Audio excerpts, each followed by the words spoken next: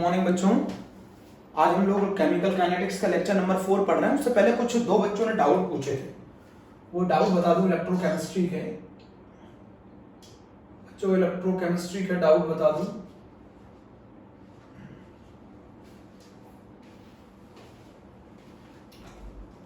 उसमें जो पहला डाउट क्वेश्चन है वो सीबीएसई बोर्ड 2019 का क्वेश्चन है। बच्चों जो पहला डाउट क्वेश्चन है वो सीबीएसई बोर्ड 2019 का क्वेश्चन है। और वो क्वेश्चन ये है कि दो सेल हैं, मैं डायग्राम बना रहा हूं, पूरा ध्यान से रखना। दो सेल हैं, एक सेल X है और एक सेल Y है। बच्चों एक सेल X है और एक सेल Y है।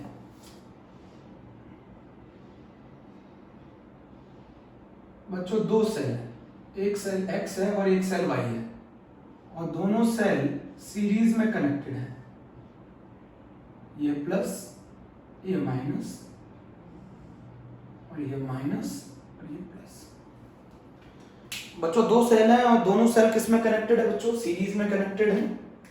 और जब दो सेल सीरीज में बच्चों कनेक्टेड हैं, एक में इलेक्ट्रोलाइटिक सॉल्यूशन जो भरा हुआ है वो इलेक्ट्रोलाइटिक सॉल्यूशन FeSO4 का है,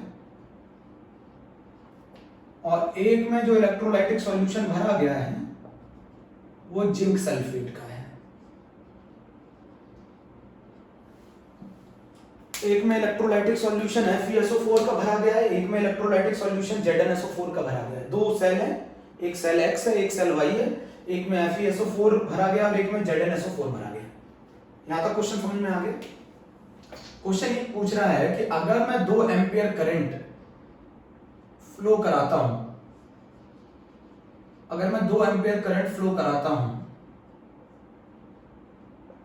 अगर मैं 2 एम्पियर करंट फ्लो कराता हूं, पूरा लिख लेना, 2 एम्पियर करंट अगर मैं फ्लो कराता हूं तो 2.8 gram iron, 2.8 gram iron deposit होता है at cathode of cell X। 2.8 gram iron deposit होता है at the cathode of cell X। 2 ampere current अगर मैं फ्लो कराता हूं तो 2.8 ग्राम आयरन डिपॉजिट होता है at the cathode of cell X। अब जरा मुझे ये बताइए कि कितने टाइम तक ये करंट फ्लो कराना पड़ेगा हमें? ये 2 एम्पियर करंट 2.8 ग्राम आयरन को डिपॉजिट करने के लिए कितनी देर तक फ्लो कराना पड़ेगा? और क्वेश्चन पूछ रहा है how much zinc is deposited at cathode of cell Y। कितना जिंक डिपॉजिट करेगा कैथोड ऑफ सेल Y पर?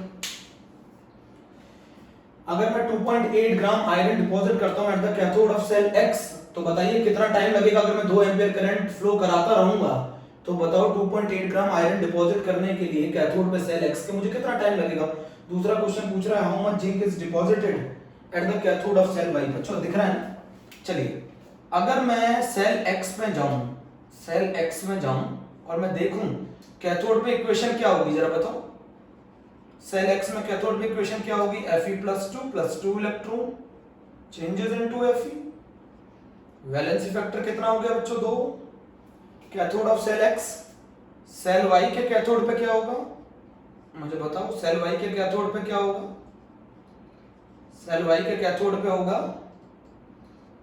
Zn+2 + 2 electron changes into Zn। ये कैथोड ऑफ सेल Y है। ये दोनों किस में कनेक्टेड है बेटा? ये X and Y are connected है, X and Y are connected in series. Series में करंट सेम रहता है ना? X and Y are connected in series. आप इस चीज को नोट कर लें, फिर मैं क्वेश्चन को आगे करता हूं बच्चों। क्वेश्चन लिख लिया आपने? अगर मैं 2 एम्पियर करंट कितने टाइम तक फ्लो करूं कि मेरा 2.8 ग्राम आयरन कहां डिपॉजिट हो जाए? Cathode of cell X। और अगला क्वेश्चन पूछ रहा है how much zinc is deposited at the cathode of cell Y।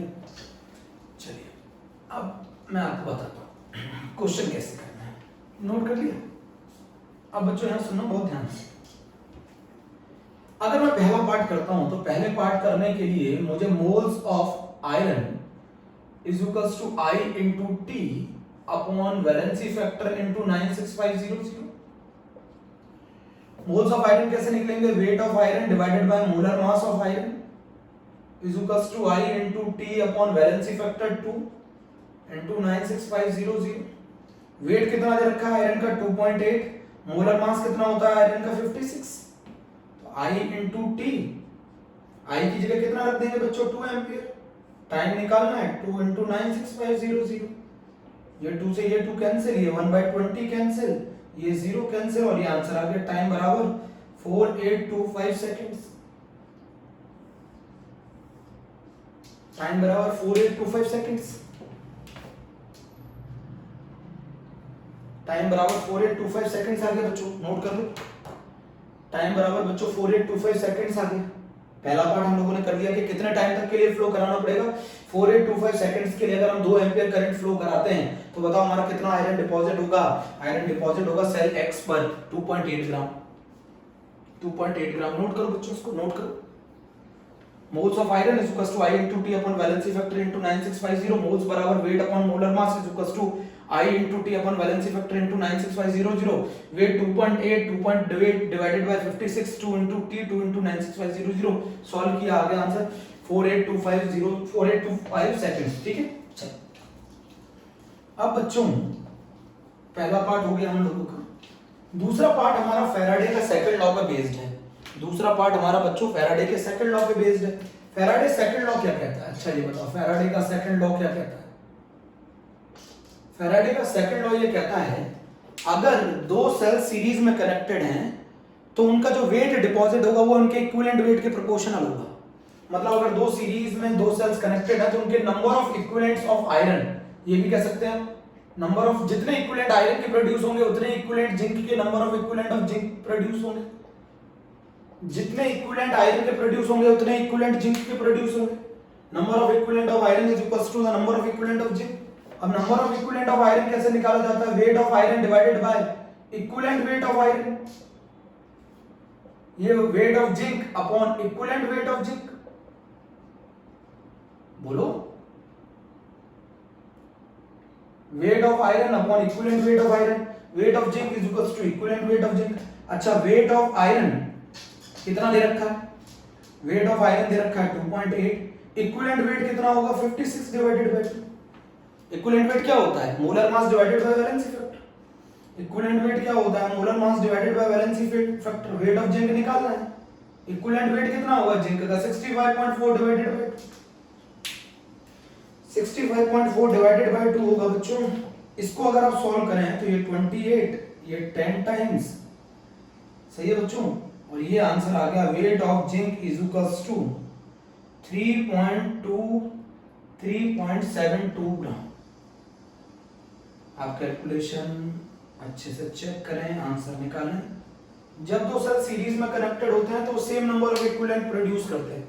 ये सेकंड लॉ ऑफ फैराडे कहता है। सेकंड लॉ फैराडे कहता है जब दो सेल सीरीज में कनेक्टेड होते हैं तो same number of equivalent produce करते हैं। या फिर आप ऐसे भी कह सकते हो उनका वेट उनके इक्विवेलेंट वेट के प्रोपोर्शनल होता है। सेकंड लॉ ऑफ फैराडे को आप ऐसे भी लिख सकते हैं, weight of iron upon weight of zinc is equals to equivalent weight of iron upon equivalent weight of zinc. ये भी लिख सकते हैं। जो वेट होता है वो किसके प्रोपोर्शनल होता है? कितना वेट डिपॉजिट होगा, वो वेट जो डिपॉजिट होगा वो उनके इक्विवेलेंट वेट के बराबर होगा। अगर आप same amount of electricity flow कराते हैं, अगर दो सेल सीरीज में कनेक्टेड हो तो उनका जो वेट डिपॉजिट होगा वो उनके इक्विवेलेंट वेट के प्रोपोर्शनल होगा।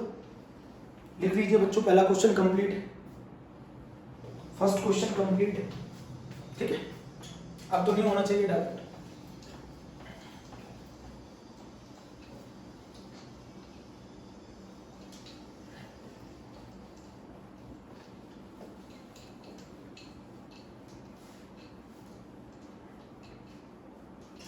अब जरा बच्चों इधर मेरी बात समझना। एक और क्वेश्चन, क्वेश्चन को जी का क्वेश्चन है 2018 का। आप क्वेश्चन को फिर से समझिएगा।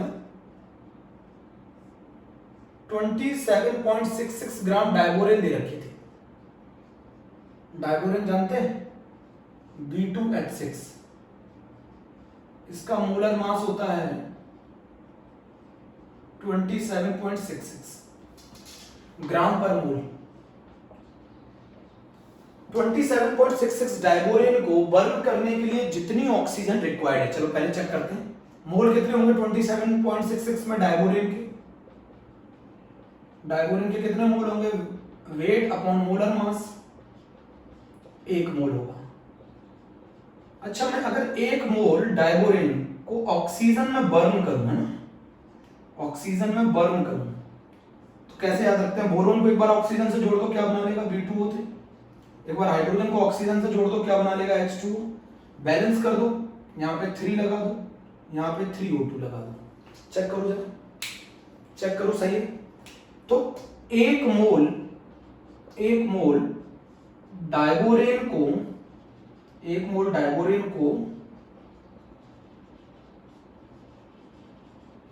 कंप्लीटली बर्न करने के लिए 3 मोल ऑक्सीजन रिक्वायर्ड। 1 मोल डायबोरेन को कंप्लीटली बर्न करने के लिए 3 मोल ऑक्सीजन रिक्वायर्ड। 1 मोल डायबोरेन को कंप्लीटली बर्न करने के लिए 3 मोल ऑक्सीजन रिक्वायर्ड। अगर मैं 3 मोल ऑक्सीजन, अगर मुझे 3 मोल ऑक्सीजन, अभी क्वेश्चन बोल रहा है जितने मोल ऑक्सीजन रिक्वायर्ड है, अगर मैं उसे वाटर से वाटर की इलेक्ट्रोलिसिस कराकर, अगर मैं वाटर की इलेक्ट्रोलिसिस कराकर, अगर हम वाटर की इलेक्ट्रोलिसिस कराकर 3 मोल ऑक्सीजन प्रोड्यूस करें, अगर हम वाटर की इलेक्ट्रोलिसिस करा के 3 मोल ऑक्सीजन प्रोड्यूस करें 100 एम्पियर करंट फ्लो कराकर, 100 एम्पियर करंट फ्लो कराकर कितना टाइम लगेगा, कितना टाइम लगेगा आवर्स में।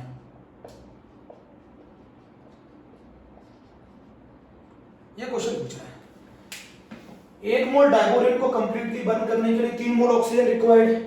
अगर मैं ये 3 मोल ऑक्सीजन वाटर के इलेक्ट्रोलिसिस से प्रोड्यूस करूं, अगर मैं वाटर के इलेक्ट्रोलिसिस से 3 मोल ऑक्सीजन प्रोड्यूस करूं तो 100 एम्पियर करंट को कितने टाइम तक फ्लो कराना पड़ेगा, ये क्वेश्चन। अगर मैं वाटर की इलेक्ट्रोलिसिस है 1 मोल डायबोरेन को बर्न करने के लिए कितने मोल ऑक्सीजन चाहिए, 3 मोल, और ये 3 मोल ऑक्सीजन मुझे मिलेगी कैसे, वाटर की इलेक्ट्रोलिसिस करा के। अगर वाटर की इलेक्ट्रोलिसिस कराकर मैं 3 मोल ऑक्सीजन प्रोड्यूस करना चाहूं 100 एम्पियर करंट फ्लो कराकर, तो बताओ मुझे कितना टाइम लगेगा। आप सभी को अच्छी तरीके से मालूम होता है, वैलेंसी फैक्टर ऑक्सीजन का अच्छी तरह मालूम है सभी को, बार बार बताने की रिक्वायरमेंट नहीं है। वैलेंसी फैक्टर ऑक्सीजन का 4 होता है, वैलेंसी फैक्टर हाइड्रोजन का 2 होता है। वैलेंसी फैक्टर हाइड्रोजन का 2 होता है और ऑक्सीजन का 4 होता है। क्वेश्चन समझ में आ गया। तो 1 मोल डायबोरेन को कंप्लीटली बर्न करने के लिए कितना मोल ऑक्सीजन चाहिए, 3 मोल ऑक्सीजन। 3 मोल ऑक्सीजन को अगर मैं 100 एम्पियर करंट पास करके 3 मोल ऑक्सीजन को अगर मुझे प्रोड्यूस करना हो वाटर की इलेक्ट्रोलिसिस से, तो 100 एम्पियर करंट कितनी देर के लिए फ्लो कराना पड़ेगा। तो moles of oxygen is equals to I into T upon valency factor into 96500। बताओ मोल्स ऑफ ऑक्सीजन कितने हैं, 3। I की वैल्यू कितनी है, I की वैल्यू कितनी है बेटा 100, टाइम निकालना है। वैलेंसी फैक्टर 4, 96500, 2 0 से 2 0 कैंसिल, ये टाइम आ गया 965 into 12। बट बेटा ये सेकंड में आया है, कन्वर्ट करो इसे आर में, तो टाइम बराबर आ गया 965 into 12 अपॉन 3600। तो ये आर में कंप्लीट हो गया, 3.2 आर आ गया आंसर, 3.2 आर आ गया। तो 3.2 आर तक आपको 100 एम्पियर करंट फ्लो कराना पड़ेगा। 3.2 आर तक 100 एम्पियर करंट फ्लो कराना पड़ेगा, जिससे 3 मोल ऑक्सीजन प्रोड्यूस होगी, जिससे वाटर के अंदर 3.2 आर तक 100 एम्पियर करंट फ्लो कराना पड़ेगा, जिससे 3 मोल ऑक्सीजन प्रोड्यूस होगी। और ये ऑक्सीजन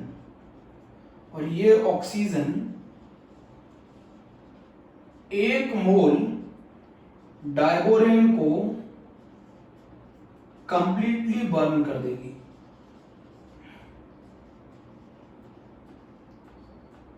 ठीक है बच्चों, ये हमारे दो क्वेश्चन थे जो डाउट में बच्चों ने पूछे थे। आप नोट कर लो सही तरीके से बच्चों, आप नोट कर लो, मैंने पूरा लिख दिया है, आप नोट कर लो सही तरीके से। 3.2 आर के लिए अगर आप 100 एम्पियर करंट 3.2 आर के लिए अगर आप 100 एम्पियर करंट वाटर में से फ्लो कराते हैं तो 3 mole of oxygen is generated. 3 moles of oxygen is completely burn the 1 mole of diborane.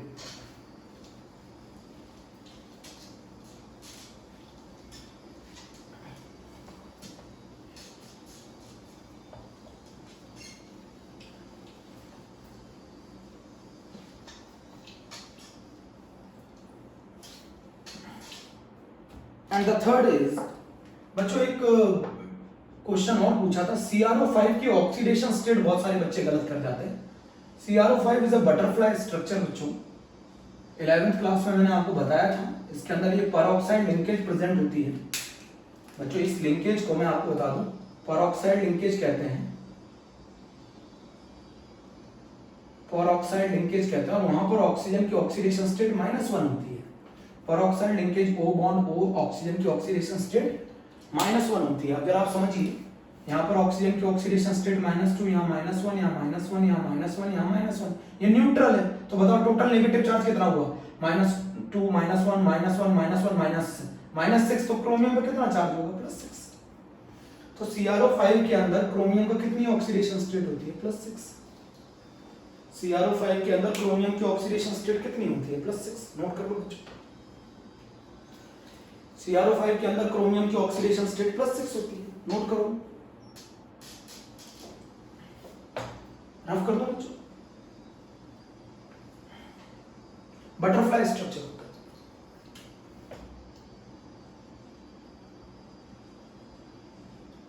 Butterfly structure होता है, बटरफ्लाई स्ट्रक्चर होता है बच्चों। ठीक है, तो ये तो हमारी थोड़ा सा पिछला डाउट था जो बच्चों, बहुत सारे बच्चों को डाउट था, वो बता दिया मैंने। अगर आपको और भी कोई डाउट हो तो आप पूछ लीजिएगा डायरेक्ट, है ना, कोई दिक्कत नहीं। तो जहां पर परऑक्साइड लिंकेज होती है वहां ऑक्सीजन की ऑक्सीडेशन स्टेट -1 होती है, ना कि -2 होती है। ठीक है, अब हम लोग आगे केमिकल काइनेटिक्स के बच्चों लेक्चर नंबर 4 पे। केमिकल काइनेटिक्स के लेक्चर नंबर 4 पे मैं फिर से एक बार रिपीट करना चाहूंगा। मान लीजिए रिएक्शन है, A चेंजेस इनटू प्रोडक्ट। मैंने आपसे बोला इसका रेट लॉ लिखो, तो आपने लिखा R is equals to K A की पावर X या A की पावर N। ये N ही क्या है? A के रिस्पेक्ट में ऑर्डर, या तो एक ही रिएक्टेंट है इसलिए यही ओवरऑल ऑर्डर होगा। एक K क्या है बच्चों? आपको अच्छी तरह मालूम है। K को 3 नाम बताए थे मैंने कल। K को velocity constant, rate constant, specific reaction rate, 3 चीजें कहते हैं।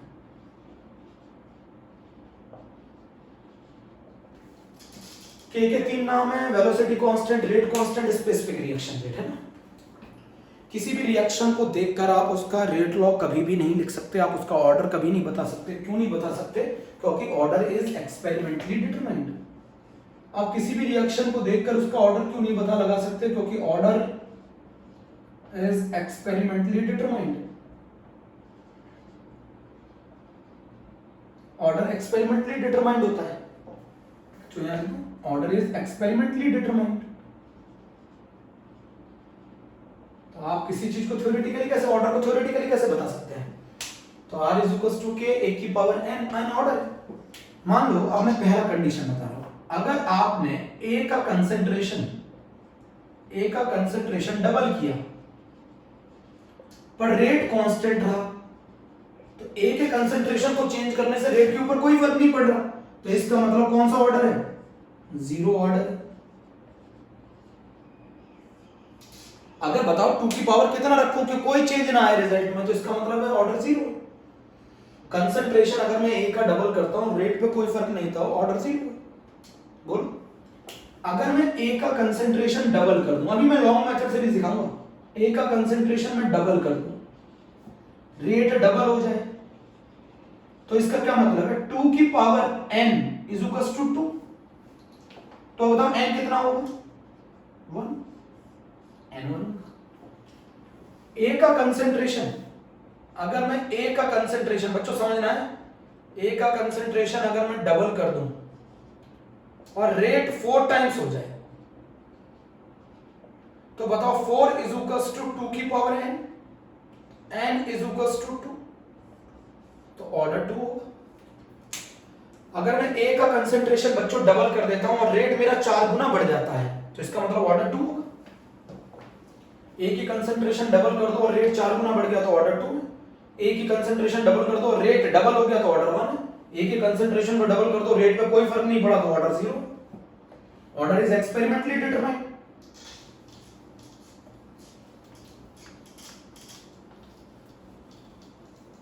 अब जरा समझो और समझे।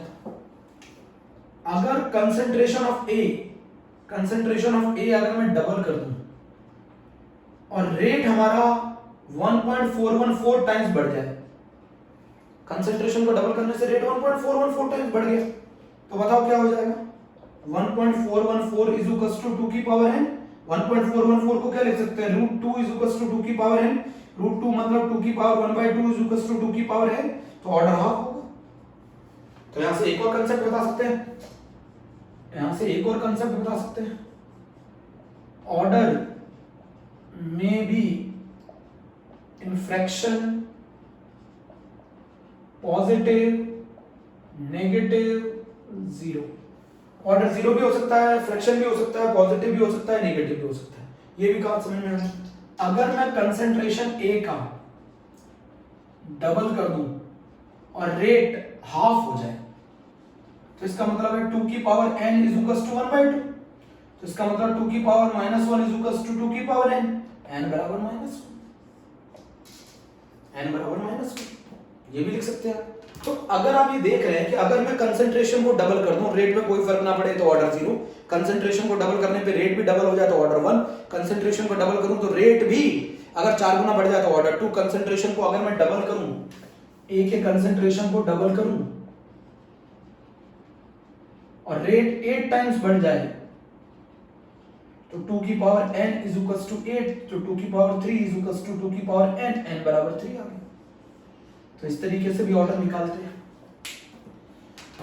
तो ऑर्डर एक्सपेरिमेंटली डिटरमाइन है। किसी रिएक्शन को देख के आप उसका ऑर्डर कभी नहीं बता सकते। बच्चों ये लिख लीजिए,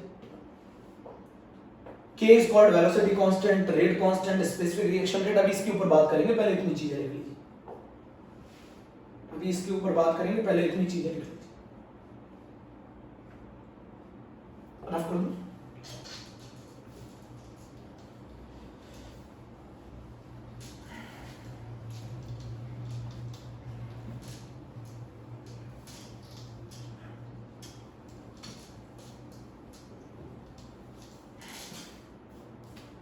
बच्चों एक और पॉइंट बहुत इंपॉर्टेंट है। अगर मैं इसको ऐसे कर दूं, कंसेंट्रेशन ए का अगर मैं ट्रिपल कर दूं, 3 गुना कर दूं और रेट कांस्टेंट रह जाए, तो ऑर्डर 0। कंसेंट्रेशन ए का अगर मैं ट्रिपल कर दूं, रेट 3 टाइम्स बढ़ जाए, तो ऑर्डर 1 है। बच्चों कैसे? 3 की पावर कितना रखूं कि 3 आ जाए, तो आंसर आ गया। ए का कंसेंट्रेशन अगर मैं ट्रिपल कर दूं और रेट 9 टाइम्स बढ़ जाए, तो 3 की पावर कितना रखूं कि 9 आ जाए, तो n बराबर 2। बोलो, कंसेंट्रेशन 3 गुना करा तो रेट 9 गुना हो गया, तो इसका मतलब ए की पावर कितनी होगी? पावर कितनी होगी? 2, ऑर्डर 2 होगा। अगर मैं कंसेंट्रेशन ए का ट्रिपल कर दूं और रेट 27 टाइम्स बढ़ जाए, तो बताओ क्या होगा? 27 इज इक्वल्स टू 3 की पावर n, 3 की पावर 3 इज इक्वल्स टू 3 की पावर n, तो n बराबर आ जाएगा 3, n बराबर आ जाएगा 3, n बराबर आ जाएगा 3, n बराबर आ जाएगा 3,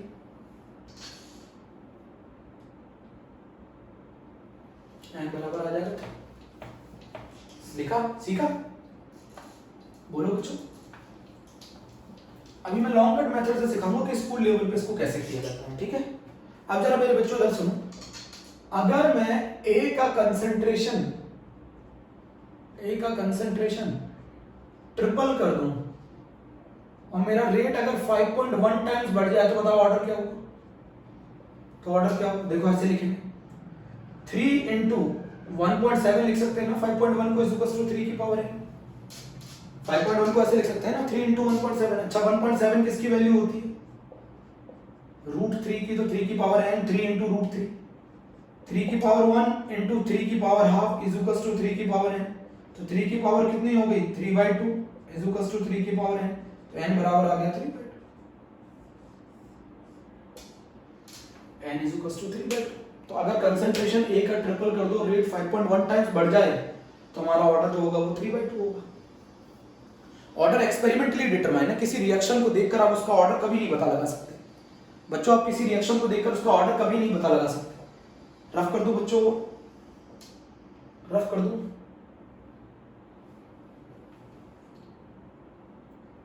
रफ कर दो।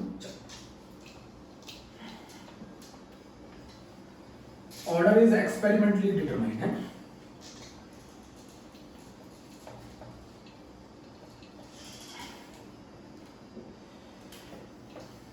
बच्चों अगर ऑर्डर गिवन होगा ना तो रेट पूछेगा, ऑर्डर गिवन होगा तो रेट पूछेगा, और अगर रेट गिवन होगा ना कितना गुना बढ़ गया तो ऑर्डर पूछेगा। समझो मेरी बात को, ऑर्डर गिवन हो गया तो फर्क पूछेगा कि रेट कितना होगा, और अगर रेट गिवन हो गया तो ऑर्डर पूछेगा। ठीक है, चलो अब मैं एक चीज और समझता हूं। यहां एक रिएक्शन होती है जिनको हम क्या कहते हैं? एलिमेंट्री रिएक्शन कहते हैं। ये आप पता नहीं लगा सकते कौन सी रिएक्शन एलिमेंट्री है। एलिमेंट्री रिएक्शन कर लो, सिंगल स्टेप रिएक्शन कर लो। ये भी कैसे डिटरमाइंड होती है? एक्सपेरिमेंटली। एलिमेंट्री रिएक्शन और सिंगल स्टेप रिएक्शन के लिए स्टिक्योमेट्रिक कोफिशिएंट ऑर्डर के बराबर होते हैं। बच्चों आप एक रिएक्शन के लिए ऑर्डर थ्योरेटिकली बता सकते हैं, बट वो शर्त ये है कि उस रिएक्शन के आगे क्या लिखा हो? एलिमेंट्री लिखा हो या सिंगल स्टेप लिखा हो। मेरे बोर्ड का पहला क्वेश्चन था ये। एलिमेंट्री रिएक्शन आगे जाके पढ़ोगे। Elementary reaction are those reaction which complete in a single step, which complete in a single step. Elementary reaction are those reaction which complete in a single step. Elementary reaction वो reaction होती हैं जो एक single step में complete होती हैं, उन reaction को एलिमेंट्री बोला जाता है। एलिमेंट्री रिएक्शन वो रिएक्शन होती है जो सिंगल स्टेप में। एलिमेंट्री रिएक्शन के लिए आप उल्टा मत कर देना, किसी रिएक्शन का अगर स्टिक्योमेट्रिक कोफिशिएंट उसके ऑर्डर के बराबर आ जाए तो आप उसको एलिमेंट्री नहीं बोल सकते। शर्त मेरी सुने बात, किसी रिएक्शन का स्टिक्योमेट्रिक कोफिशिएंट अगर उसके ऑर्डर के बराबर आए तो आप उसे एलिमेंट्री नहीं बोल सकते। आप ये बोल सकते हैं किसी भी एलिमेंट्री रिएक्शन के लिए स्टिक्योमेट्रिक कोफिशिएंट ऑलवेज ऑर्डर के बराबर होंगे। मान लीजिए एक रिएक्शन होगा, मान लीजिए a + 2b changes into product. मैंने बोला इसका रेट लॉ लिखो, तो आपने लिखा r = k a⁴ और b ⁴ 2। ये गलत है, ये गलत है। क्यों गलत है? क्योंकि मैंने ये बोला तो है नहीं कि ये एलिमेंट्री रिएक्शन। आप किसी रिएक्शन को देखकर कभी नहीं बता सकते एलिमेंट्री, जब तक उसके साथ ना लिखा हो ये एलिमेंट्री रिएक्शन है, सिंगल स्टेप रिएक्शन है। अब ये गलत है, मतलब इसका रेट क्या होना चाहिए था? बोल, k a⁴x और b ⁴y होना चाहिए था। बट अब मैं इस क्वेश्चन को चेंज कर देता हूं, a + 2b changes into product. अब इसको मैंने बोल दिया this is a single step reaction, this is a single step reaction. मैंने बता दिया आपको सिंगल स्टेप रिएक्शन है। सिंगल स्टेप रिएक्शन है तो इसके स्टिक्योमेट्रिक कोफिशिएंट जो होंगे वही इसकी पावर में होंगे 1 और 2। तो बताओ इसका रेट क्या होगा? अब सही है, a⁴ 1 और b ⁴ 2। तो किसी भी एलिमेंट्री रिएक्शन के लिए, किसी भी एलिमेंट्री रिएक्शन के लिए उसके स्टिक्योमेट्रिक कोफिशिएंट ऑर्डर के बराबर होते हैं। मतलब कौन सी ऐसी रिएक्शन है जिसे देखकर आप उसका ऑर्डर बता सकते हैं? तो एलिमेंट्री रिएक्शन के अंदर, एलिमेंट्री रिएक्शन के लिए आप देखकर ऑर्डर बता सकते हैं। कैसे देखकर बता सकते हैं? उसके लिए स्टिक्योमेट्रिक कोफिशिएंट ही किसके बराबर होंगे? ऑर्डर के बराबर होंगे। बट शर्त क्या है कि वो रिएक्शन के आगे क्या लिखा होना चाहिए? एलिमेंट्री लिखा होना चाहिए, सिंगल स्टेप लिखा होना चाहिए। एलिमेंट्री रिएक्शन वो रिएक्शन है जो एक सिंगल स्टेप में कंप्लीट होती है। एलिमेंट्री रिएक्शन के लिए आप ऑर्डर स्टिक्योमेट्रिक कोफिशिएंट के बराबर होता है, बट ये तब तक ट्रू नहीं है जब तक उसके साथ एलिमेंट्री ना लिखा हो। अगर एलिमेंट्री नहीं लिखा है तो आप ऐसे नहीं लिख सकते। अगर किसी रिएक्शन के साथ एलिमेंट्री लिखा है, सिंगल स्टेप लिखा है, तो उसके लिए उसके स्टिक्योमेट्रिक कोफिशिएंट ही ऑर्डर होंगे। बट अगर किसी रिएक्शन के साथ एलिमेंट्री नहीं लिखा है तो आप फिर उसका ऑर्डर नहीं पता लगा सकते। एलिमेंट्री रिएक्शन का एक्सपेरिमेंटली पता लगाया गया कि एलिमेंट्री रिएक्शन के लिए उनका जो ऑर्डर आता है वो उनके स्टिक्योमेट्रिक कोफिशिएंट के बराबर ही आता है। तो बट ये सिर्फ एक पर्टिकुलर के लिए है। आप ये नहीं कह सकते किसी रिएक्शन का ऑर्डर अगर उसके स्टिक्योमेट्रिक कोफिशिएंट के बराबर आ जाए तो वो एलिमेंट्री है। नहीं, आप उल्टा बोल सकते हैं। क्या? एलिमेंट्री रिएक्शन के लिए स्टिक्योमेट्रिक कोफिशिएंट ऑर्डर के बराबर होते हैं। एलिमेंट्री रिएक्शन के लिए स्टिक्योमेट्रिक कोफिशिएंट ऑर्डर के बराबर होते हैं। एलिमेंट्री रिएक्शन के लिए स्टिक्योमेट्रिक कोफिशिएंट ऑर्डर के बराबर होते हैं। पहले नोट कर लो।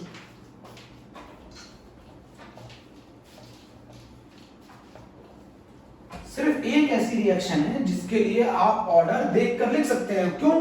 क्योंकि वो रिएक्शन एलिमेंट्री। एलिमेंट्री रिएक्शन वो रिएक्शन है जिसके लिए स्टिक्योमेट्रिक कोफिशिएंट ऑर्डर के बराबर आते हैं। अगर किसी रिएक्शन के आगे एलिमेंट्री ना लिखा हो तो आप ऐसा नहीं कर सकते। अगर किसी रिएक्शन के आगे एलिमेंट्री लिखा है तो उसके स्टिक्योमेट्रिक कोफिशिएंट ऑर्डर के बराबर होंगे। मेरी बात समझ गए?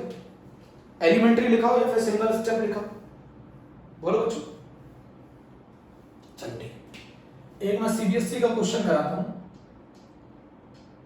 सीबीएसई का क्वेश्चन करा, ठीक है। क्वेश्चन आया 2NO plus O2 changes into 2NO2 और इसके बगल में लिखा था सिंगल स्टेप रिएक्शन। समझ गए कौन सी रिएक्शन है सिंगल स्टेप? मतलब एलिमेंट्री रिएक्शन। तो एलिमेंट्री रिएक्शन का रेट क्या होगा बोलो? रेट होगा K NO की पावर 2 और O2 की पावर 1। यही होगा। मैंने क्या कहा था? एलिमेंट्री रिएक्शन को अंदर, एलिमेंट्री रिएक्शन के अंदर स्टिक्योमेट्रिक कोफिशिएंट ही किसके बराबर होते हैं? ऑर्डर। रेट आगे। अब क्वेश्चन कह रहा है कि if the volume of reactant is reduced to, if the volume of the reactant is reduced to 1/3, अगर हमने वॉल्यूम को 1/3 रिड्यूस कर दिया है तो बताइए न्यू रेट क्या होगा? न्यू रेट क्या होगा? बच्चों यहां पर कल क्वेश्चन करने का कंसेप्ट समझे। क्वेश्चन करने का कंसेप्ट समझे। अगर मैं वॉल्यूम को 1/3, आपको मालूम है concentration is inversely proportional to the volume. Concentration is inversely proportional to the volume. If volume is reduced to 1/3, then concentration increases 3 times. If the volume is reduced to 1/3, then concentration is increases 3 times. Put कर दो वो, तो इसको equation number 1 डाल दो। Equation number 2 क्या होगी? R dash नया rate is equals to K 3NO की पावर 2 और 3O2 की पावर 1। मैंने कंसंट्रेशन को 3 गुना कर दी। 3NO की पावर 2 3O2 की पावर 1 R डैश। बताओ R अपॉन R डैश कितना आएगा? R अपॉन R डैश आएगा 1/27। R डैश आएगा 27R। तो नया जो रेट आएगा वो 27 टाइम्स होगा इनिशियल रेट के। तो पहले अगर मैं कंसंट्रेशन को 3 गुना कर देता हूं तो मेरा जो नया रेट आएगा वो पुराने वाले रेट का 27 गुना होगा। ये चीज समझ लीजिए। इस रिएक्शन का ओवरऑल ऑर्डर कितना है? With respect to NO order is 2, with respect to O2 order is 1, with respect to NO order is 2, with respect to O2 order is 1. The total order is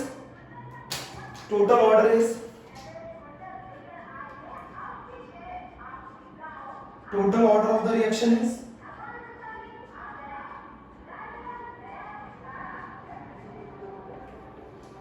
बच्चों लिख लो इस question को, पहले screenshot ले लो, मैं पानी पी लूं बच्चों।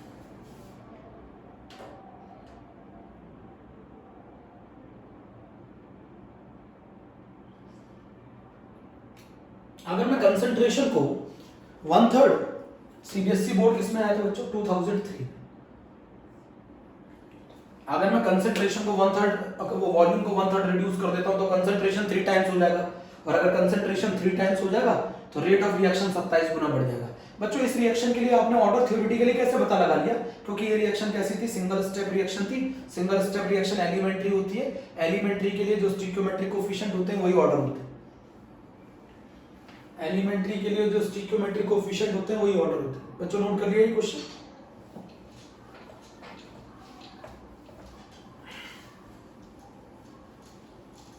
एलिमेंट्री के लिए जो स्टिक्योमेट्रिक कोफिशिएंट होते हैं बच्चों वही ऑर्डर होते हैं।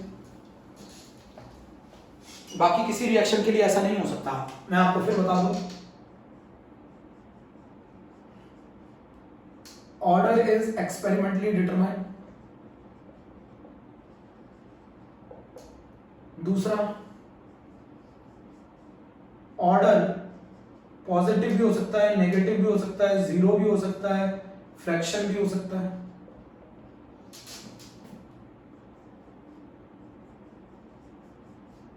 ऑर्डर में ऑल्सो भी, प्रोडक्ट में ऑल्सो भी इंक्लूडेड इन रेट लॉ, है ना? प्रोडक्ट में ऑल्सो भी included in rate law, product में ऑल्सो भी included in rate law, product में ऑल्सो भी इंक्लूडेड इन रेट लॉ, है ना? 3 हो गए। फोर्थ पॉइंट, एलिमेंट्री रिएक्शन के लिए स्टिक्योमेट्रिक कोफिशिएंट ऑर्डर के बराबर होते हैं। एलिमेंट्री रिएक्शन के लिए स्टिक्योमेट्रिक कोफिशिएंट ऑर्डर के बराबर होते हैं। Order is experimentally determined, order positive हो सकता है, नेगेटिव हो सकता है, जीरो हो सकता है, फ्रैक्शन में हो सकता है, प्रोडक्ट में आल्सो भी included in rate law. Elementary reaction के लिए स्टिक्योमेट्रिक कोफिशिएंट ऑर्डर के बराबर होते हैं। तो एलिमेंट्री रिएक्शन के लिए शर्त है कि आप ऑर्डर देखकर पता लगा सकते हैं। एलिमेंट्री रिएक्शन के लिए, एलिमेंट्री रिएक्शन के लिए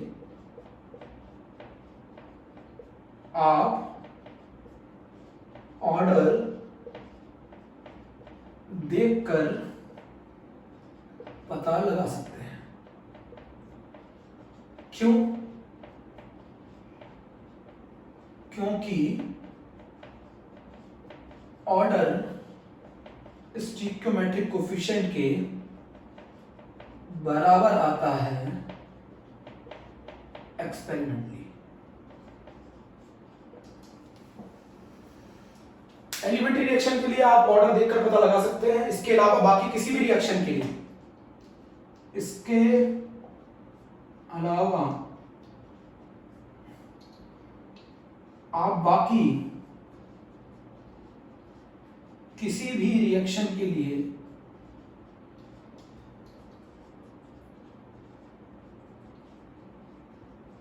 ऑर्डर देखकर नहीं बता सकते। अब बच्चों मैंने सब लिख दिया है। एलिमेंट्री रिएक्शन के लिए आप ऑर्डर देखकर पता लगा सकते हैं क्योंकि ऑर्डर स्टिक्योमेट्रिक कोफिशिएंट के बराबर आता है एक्सपेरिमेंटली। इसके अलावा आप बाकी किसी भी रिएक्शन के लिए ऑर्डर थ्योरेटिकली नहीं बता सकते। एलिमेंट्री रिएक्शन का दूसरा नाम आप जानते हैं, single step reaction. Elementary reaction का दूसरा नाम क्या है? Single step reaction. Elementary reaction का एक और नाम है सिंपल रिएक्शन। एलिमेंट्री रिएक्शन का एक और नाम है सिंपल रिएक्शन। एलिमेंट्री रिएक्शन के लिए आप ऑर्डर देखकर पता लगा सकते हैं क्योंकि ऑर्डर स्टिक्योमेट्रिक कोफिशिएंट के बराबर रहता है एक्सपेरिमेंटली। इसके अलावा बाकी किसी भी रिएक्शन के लिए ऑर्डर देखकर नहीं बता सकते।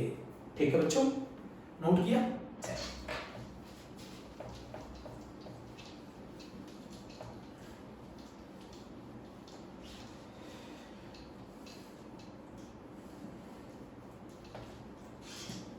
अब जरा आप मेरी बात समझो बच्चों।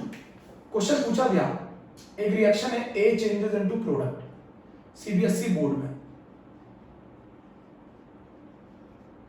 सीबीएसई बोर्ड में एक क्वेश्चन पूछा गया, ए चेंजेस इनटू प्रोडक्ट, क्या है, कंसंट्रेशन ऑफ ए डबल कर दो, कंसंट्रेशन ऑफ ए डबल कर दो,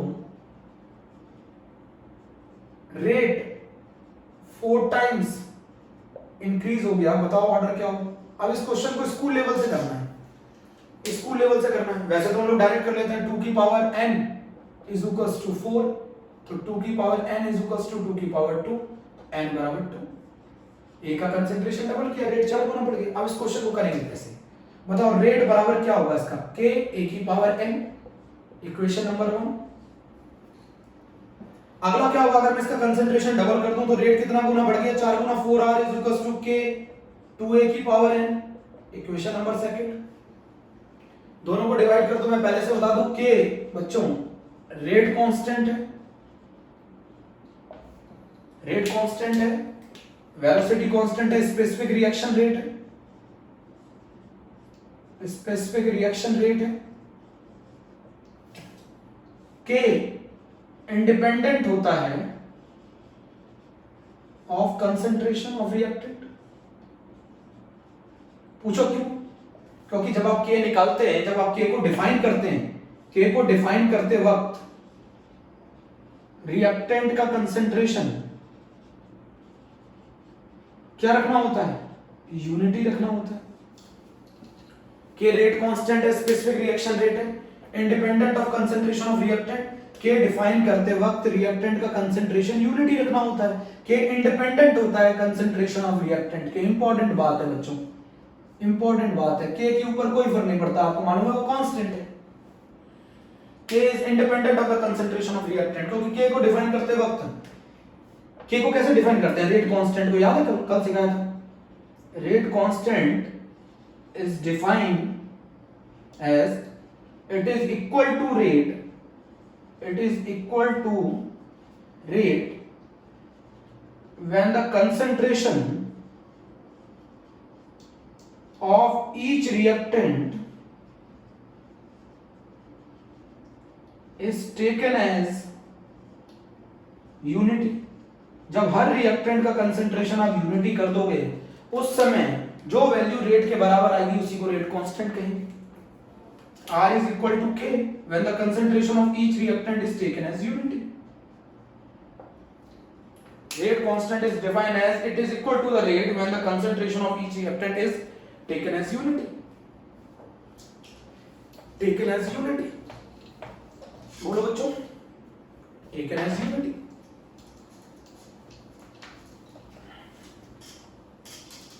मेरी बात समझे? आपको एक चीज और बता दूं, आगे भी पढ़ेंगे आप लोग, रेट कांस्टेंट की वैल्यू मेनली 2 फैक्टर्स पे डिपेंड करती है। आपको पहले ही मालूम है टेम्परेचर पर, इसमें एक और बता दूं कैटलिस्ट पर, तीसरा एक और फैक्टर पे डिपेंड करती है नेचर ऑफ रिएक्टेंट पर, वो रिएक्टेंट गैस है, सॉलिड है कि लिक्विड है। तो रेट कांस्टेंट की वैल्यू टेम्परेचर पे डिपेंड करती है, कैटलिस्ट पे डिपेंड करती है, नेचर ऑफ रिएक्टेंट पे डिपेंड करती है। ये दोनों केसेस बेटा बहुत इंपॉर्टेंट है, हम चैप्टर में आगे पढ़ेंगे।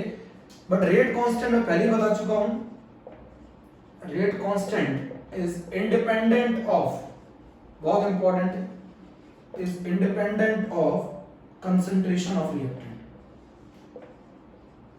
रेट हमारा कंसंट्रेशन पे डिपेंड, रेट कांस्टेंट हमारा कंसंट्रेशन पे डिपेंड नहीं करता। बहुत इंपॉर्टेंट बात है बच्चों, पूरा लिख लीजिए। Rate constant is independent of the concentration of reactant.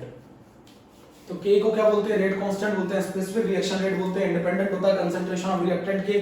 K को डिफाइन तब करते हैं जब रिएक्टेंट का कंसंट्रेशन यूनिटी ले लो, इसीलिए आप कंसंट्रेशन को चेंज ही नहीं कर सकते, क्योंकि K को डिफाइन करते वक्त कंसंट्रेशन ऑलवेज रिएक्टेंट का यूनिटी होना चाहिए, इसीलिए इंडिपेंडेंट होता है। रेट कांस्टेंट 2 फैक्टर्स पर डिपेंड करता है, टेंपरेचर, कैटलिस्ट, एक और पे डिपेंड करता है नेचर ऑफ रिएक्टेंट। बच्चों नोट करो इसको, बच्चों से नोट करो जरा, देखो बच्चों जरा इस टॉपिक को देखो, जरा आप इस टॉपिक को देखो बच्चों।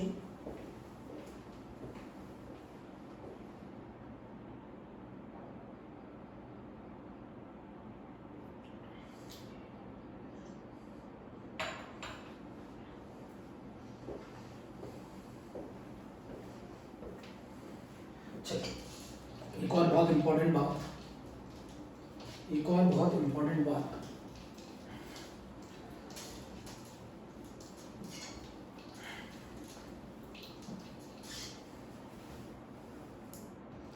बच्चों एक बहुत इंपॉर्टेंट बात यह है कि आप रेट कांस्टेंट की unit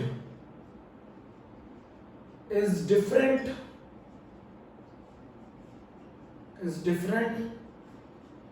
for different order. Rate constant की जो यूनिट है वो डिफरेंट होती है डिफरेंट ऑर्डर के लिए। रेट कांस्टेंट की जो यूनिट है वो डिफरेंट होती है डिफरेंट ऑर्डर के लिए। Rate constant is, rate constant की यूनिट से भी, रेट कांस्टेंट की यूनिट से भी, ये भी एक तरीका है, यूनिट से भी आप ऑर्डर पता लगा सकते हैं, आप ऑर्डर पता लगा सकते हैं। बेटा बहुत इंपॉर्टेंट बात है। सेकंड, आप रेट कांस्टेंट की यूनिट को देखकर भी ऑर्डर पता लगा सकते हैं। एक तरीका तो ये, अभी एक तरीका तो ये था कि अगर मैं कंसंट्रेशन को डबल कर दूं, कंसंट्रेशन को ट्रिपल कर दूं और रेट 3 टाइम्स बढ़ जाए तो ऑर्डर 1 आ गया। एक तरीका और है, रेट कांस्टेंट की यूनिट देखकर भी हम ऑर्डर पता लगा सकते हैं। मान लीजिए रिएक्शन है A चेंजेस इनटू प्रोडक्ट, बताओ इसका रेट लॉ क्या होगा, R K A की पावर n। रेट इसको हम लिख सकते हैं R is equals to K A की power n is equals to K। R की यूनिट क्या है, मोल पर लीटर पर सेकंड। कंसंट्रेशन की यूनिट क्या है, मोल पर लीटर की power n is equals to K। बोलो इज इक्वल्स टू K। इसको सॉल्व करोगे तो क्या आएगा बताओ, mole 1 minus n litre n minus 1 पर सेकंड। जरा चेक करो, ऊपर 1 है नीचे n, ऊपर जाएगा 1 माइनस n, मोल 1 minus n litre n minus 1 पर सेकंड। ये जर्नल फॉर्मूला है, ये जर्नल फॉर्मूला है, जर्नल फॉर्मूला है। अब जैसे फॉर एग्जांपल जीरो ऑर्डर के लिए क्या कहानी होगी, के की यूनिट क्या होगी, पुट करो जीरो, मोल 1 माइनस 0 लीटर 0 माइनस 1 पर सेकंड, तो आंसर आ गया मोल पर लीटर पर सेकंड। जीरो ऑर्डर के लिए के की यूनिट क्या होगी, मोल पर लीटर पर सेकंड। जीरो ऑर्डर के लिए के की यूनिट क्या होगी, मोल पर लीटर पर सेकंड। जीरो ऑर्डर के लिए के की यूनिट कैसे होगी, मोल पर लीटर पर सेकंड। नोट करो। ऑर्डर आप एक और तरीके से पता लगा सकते हैं, रेट कांस्टेंट की यूनिट देखकर। डिफरेंट ऑर्डर के लिए डिफरेंट होती है, रेट कांस्टेंट की यूनिट डिफरेंट ऑर्डर के लिए डिफरेंट होती है।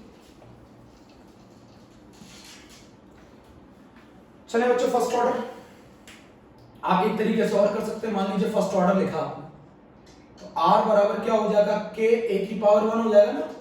R की यूनिट क्या बोलो, मोल पर लीटर पर सेकंड। K कंसंट्रेशन की यूनिट क्या है, मोल पर लीटर की पावर 1, मोल पर लीटर कैंसिल, K की यूनिट आ गई पर सेकंड। ऐसे भी करना चाहे तो कर सकते हैं, ऐसे भी करना चाहे तो कर सकते हैं, एक और तरीके से कर सकते हैं। बताइए क्या, फर्स्ट ऑर्डर तो n की वैल्यू 1 पुट कर दो, तो K की यूनिट क्या होती है बताओ, mole 1 minus n litre n minus 1 पर सेकंड। तो मोल 1 माइनस 1 लीटर 1 माइनस 1 पर सेकंड, तो ये आ जाएगा पर सेकंड। मान लो अगर टाइम मिनट में हो तो पर मिनट, और अगर टाइम ईयर में हो तो पर ईयर। मेरी बात बहुत ध्यान से सुनिए ना। फर्स्ट ऑर्डर के लिए के की यूनिट क्या होगी, is very very important, is very very very important. First order के लिए के की यूनिट क्या होगी, फर्स्ट ऑर्डर के लिए के की यूनिट क्या होगी, जीरो ऑर्डर के लिए के की यूनिट क्या होगी। जर्नल एक्सप्रेशन भी करा दिया है, वैसे भी करा दिया है।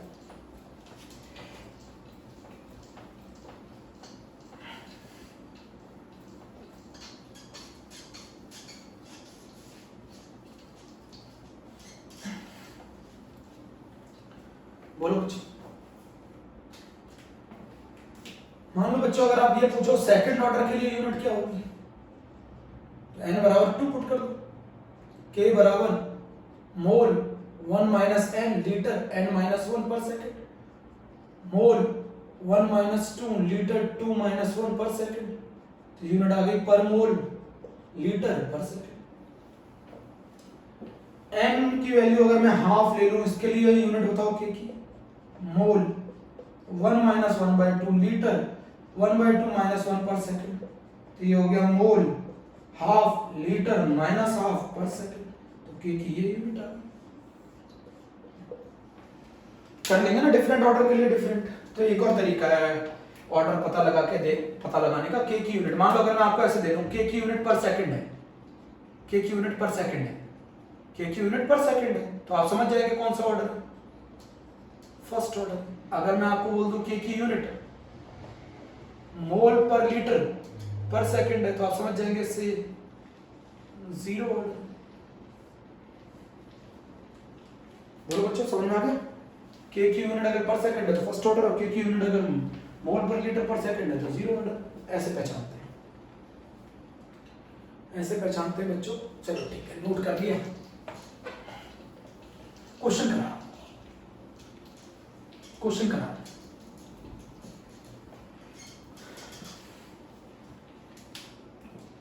बच्चों पहला क्वेश्चन है जी 2019। एक रिएक्शन दे रखी है A plus 2B changes into product. इसका रेट दे रखा है 0.3 मोल पर लीटर पर सेकंड। फिर कह रहा है कि रेट 0.6 मोल पर लीटर पर सेकंड हो जाता है जब मैं A का कंसेंट्रेशन डबल करता हूं, B का सेम रखता हूं, A का कंसेंट्रेशन डबल करता हूं तो मेरा रेट 0.6 हो जाता है। B का कंसेंट्रेशन सेम, B का कंसेंट्रेशन सेम। अगर मैं दोनों का कंसेंट्रेशन डबल करता हूं, A का कंसेंट्रेशन भी डबल करता हूं और B का कंसेंट्रेशन भी डबल करता हूं, तो मेरा जो रेट है वो 2.4 टाइम्स हो जाता है। मुझे पता लगाना है order with respect to A, order with respect to B, overall order.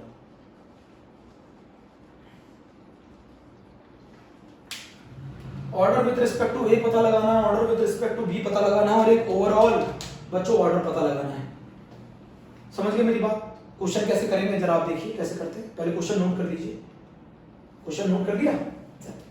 वैसे आप एक तरीके से बता दें, अगर मैं रेट डबल हो जा रहा है ना, अगर मैं A का कंसेंट्रेशन डबल करता हूं, रेट डबल हो जा रहा है ना, अगर मैं A का कंसेंट्रेशन डबल करता हूं, रेट डबल हो रहा है अगर मैं A का कंसेंट्रेशन डबल करता हूं, तो इसका मतलब A के रिस्पेक्ट में ऑर्डर वन आएगा। A का कंसेंट्रेशन डबल करने पे रेट डबल हो रहा है ना। चलो हमें समझा।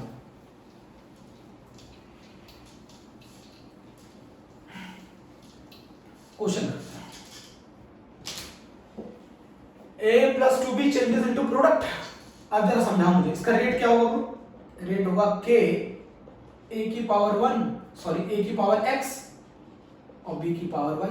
This is equation 1। रेट कितना दे रखा था शुरुआत में? 0.3। इक्वेशन नंबर 1 बन गई। अच्छा रेट कितना हो जाता है? 0.6 हो जाता है अगर मैं A का कंसेंट्रेशन डबल कर दूं, तो 2A की पावर X B की power Y। This is equation number 2।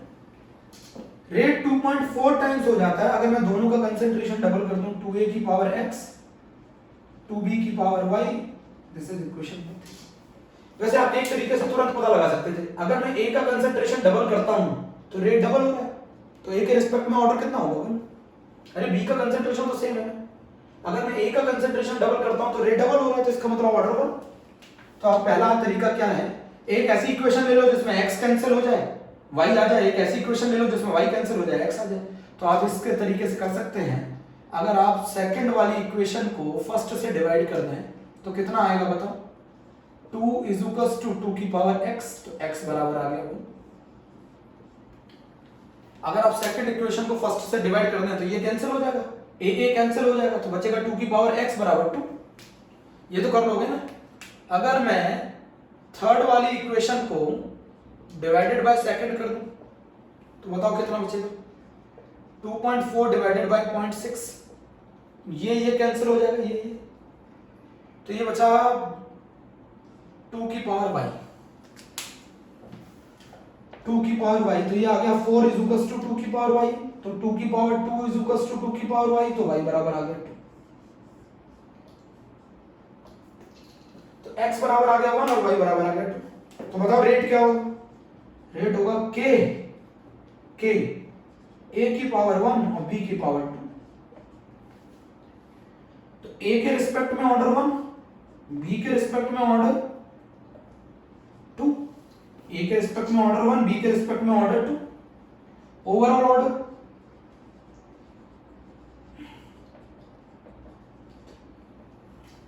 Overall order 3। Note करो बच्चों, ओवरऑल ऑर्डर 3, ओवरऑल ऑर्डर 3,